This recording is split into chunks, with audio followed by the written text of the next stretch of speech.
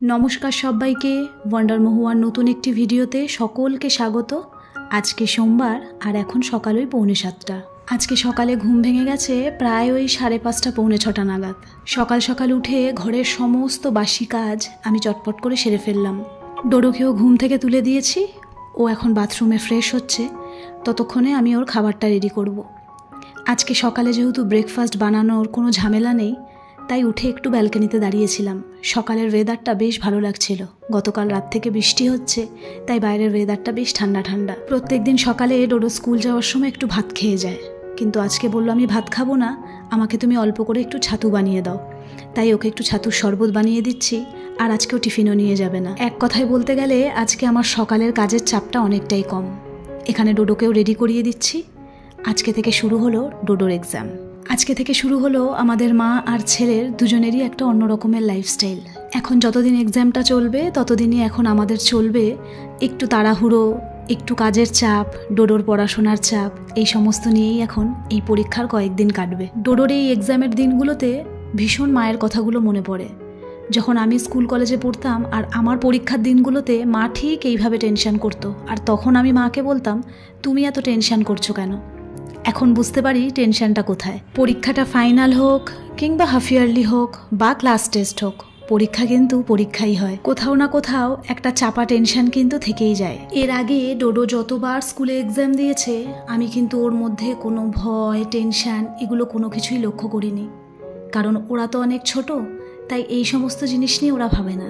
তবে আজকে class 5-এ ডোডোর first exam, তাই সকালে উঠে আমাকে বলছে মাম্মাম আমার কিন্তু একটু হালকা হালকা ভয় করছে। আর আমি তখন একটা কথাই বললাম, ভয়ের কিছুই নেই, এতদিন ধরে যেরমভাবে এক্সাম দিয়েছো আজকেও তাই দেবে।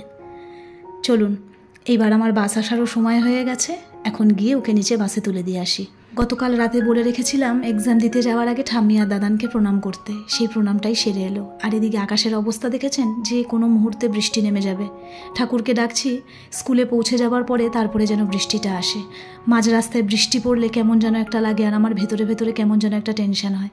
তাই স্কুল পৌঁছে যাওয়ার পরে বৃষ্টিটা হলে খুব ভালো হয়। চলুন, এখন আমি আগে স্নান করে পুজোটাকে সারবো।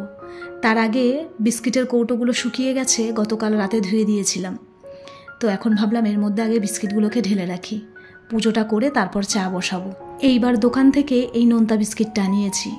আমি প্রত্যেকবার এক এক রকমের বিস্কিট ট্রাই করি, একই রকম বিস্কিট খেতে আমার একদম ভালো লাগে না, আর এই বিস্কিটটা তো চায়ের সাথে খেতে অসাধারণ লাগে। আর এইদিকে ডোডোর জন্য আনা হয়েছে এই হ্যাপি হ্যাপি বিস্কিটগুলো। ও তো প্রত্যেক দিন বিকেলবেলা বোনভিটা খায়, আর ওর সঙ্গে ও এই বিস্কিটটা খেতেই পছন্দ করে, তাই প্রত্যেক দিন তো প্যাকেট থেকে বার করে করে দিতেও অসুবিধা, তাই জন্য ভাবলাম একটা কৌটোর মধ্যে সমস্ত বিস্কিট ঢেলে রাখি, আমারও দিতে সুবিধা হবে, বা কোনো সময় ও যদি নিয়ে খায় ওরও নিতে সুবিধা হবে।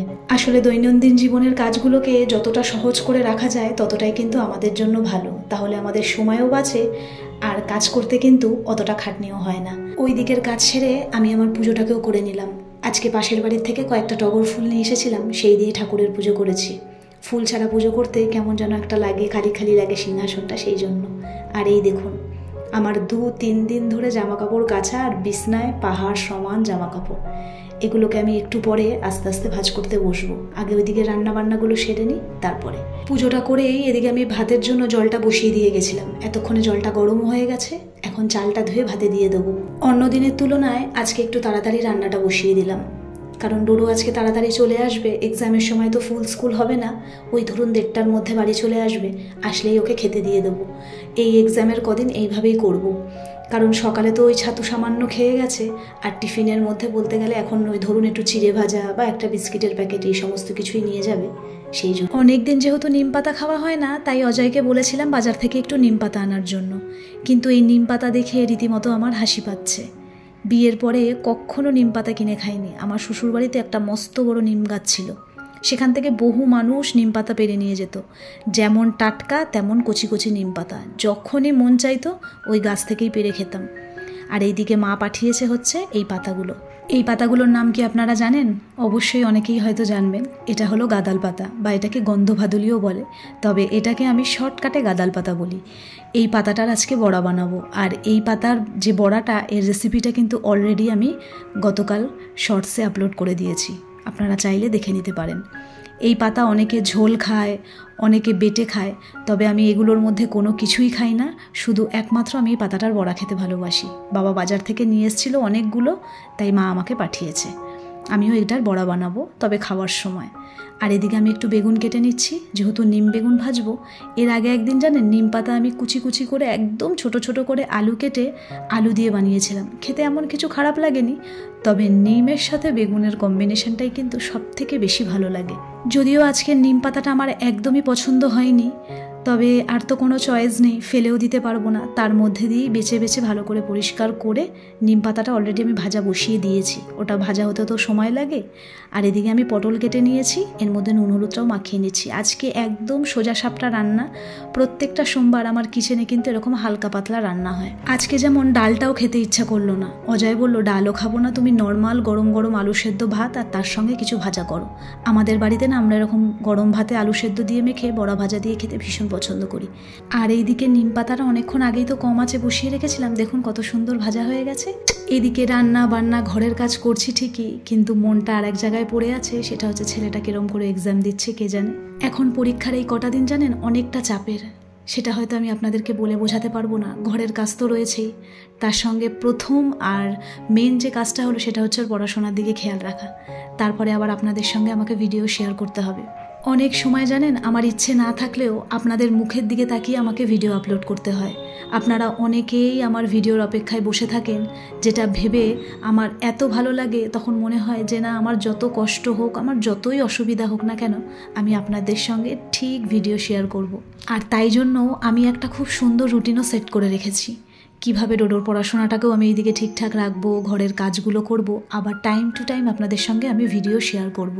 যে কোনো কাজের, ঘরের হোক বা বাইরের, তার যদি একটা নিয়মিত রুটিন তৈরি করা থাকে না, তাহলে কাজগুলো করতে কোনো অসুবিধা হয় না। বিশ্বাস করুন, আপনারাও একবার ট্রাই করতে পারেন। একটা রুটিন ওয়াইজ চললে না কাজগুলো একদম স্মুথলি হয়ে যায়। রান্না বান্না সেরে, রান্নাঘরের সমস্ত কাজ সেরে এখন চলে এসেছে এই পাহাড় সমান জামা কাপড়গুলো ভাঁজ করতে। আর আরেকটা কথা বলি, ডোডো কিন্তু অলরেডি এক্সাম দিয়ে চলে এসেছে ফ্রেশ হয়ে, ওকে খেতেও দিয়ে দিয়েছি। ডোডো বলল এক্সাম নাকি খুব ভালো হয়েছে। তারপর আমি কোয়েশ্চেন পেপারটাও চেক করলাম। আমরা যখন এক্সাম দিয়ে বাড়ি আসতাম তখন আমার মাও ঠিক দৌড়ে যেখানেই থাকুক না কেন তৎক্ষণাৎ এসে আগে কোয়েশ্চেন পেপারটা দেখতো। আমিও ঠিক সেই রকমই হয়েছি। ডোডো আসতে না আসতেই আগেই ওর ব্যাগ থেকে খুলে আমি কোয়েশ্চেন পেপারটা দেখলাম। এটা মনে একটা আলাদাই শান্তি লাগে। আর এই দেখুন খেয়ে দিয়ে ঘুমিয়েও পড়েছে, সকাল সকাল উঠেছে তো সেই জন্য। আর এদিকে সমস্ত জামা কাপড় আমি ভাঁজ করে নিয়েছি, দেখতে পাচ্ছেন কত জামা কাপড়। এই 2-3 দিন ধরে কেচে জমা করে রেখেছিলাম, ভাবলাম একসাথে সব গোছাবো, তাই গুছিয়ে ফেলেছি। এর পরের কাজ হলো এগুলোকে জায়গায় রেখে দেওয়া। অনেক বড় সড়ো কাজ তো একটা সারলাম, এখন সময় হচ্ছে চটপট লাঞ্চটা করে নেওয়ার। এই দেখুন গাদাল পাতার বড়াগুলো দেখতে কেমন হলেও খেতে কিন্তু অসাধারণ লাগে। আর গরম ভাত দিয়ে জাস্ট একটা কাঁচা লঙ্কা দিয়ে আর এই পাতার বড়া দিয়ে অর্ধেক ভাত খাওয়া হয়ে যায়। আমার তো দারুণ লাগে খেতে। মা আবার ফোন করে আমাকে জিজ্ঞেসও করলো, কিরে পাতাগুলোর বড়া বানিয়েছিলিস তো? আমি বললাম হ্যাঁ, কারণ টাটকা পাতা তো রেখে দিলে আবার কেমন হয়ে যাবে। চলুন এইবার জামা কাপড়গুলো জায়গায় রেখে দিই। আপনারা অনেকক্ষণ ধরে আমার বিছানার উপর যে লাল ব্যাগগুলো দেখছেন, এগুলো হচ্ছে আমাদের ডান্স স্কুলের ড্রেস। এই ড্রেসগুলো প্রত্যেকটা বাচ্চাগুলোকে দেওয়া হবে যারা অজয়ের কাছে ডান্স করে। তো এখনও দেওয়া হয়নি, প্রোগ্রামের কয়েকদিন আগেই দিয়ে দেওয়া হবে। এই দুর্গাপুজো, কালী পুজোয় আমাদের কয়েকটা জায়গায় ডান্সের প্রোগ্রামও থাকে, সেইটা নিয়েও একটু এক্সাইটমেন্টও রয়েছে, আবার হালকা হালকা একটু টেনশনও রয়েছে। তবে এই বছর ইচ্ছে আছে আমি আপনাদের সঙ্গে আমার ডান্স প্রোগ্রামের ভিডিও শেয়ার করব। আসলে হয়ে ওঠে না, তখন প্রচণ্ড ব্যস্ততা, তাড়াহুড়ো, রেডি হওয়া, এই সমস্ত মধ্যে দিয়ে সময়গুলো কেটে যায়। তবে এই বছর যদি আমি একটু সময় পাই, তবে আপনাদের সঙ্গে আমি আমার পুরো ডান্স প্রোগ্রামের গোটা ভ্লগটা শেয়ার করব।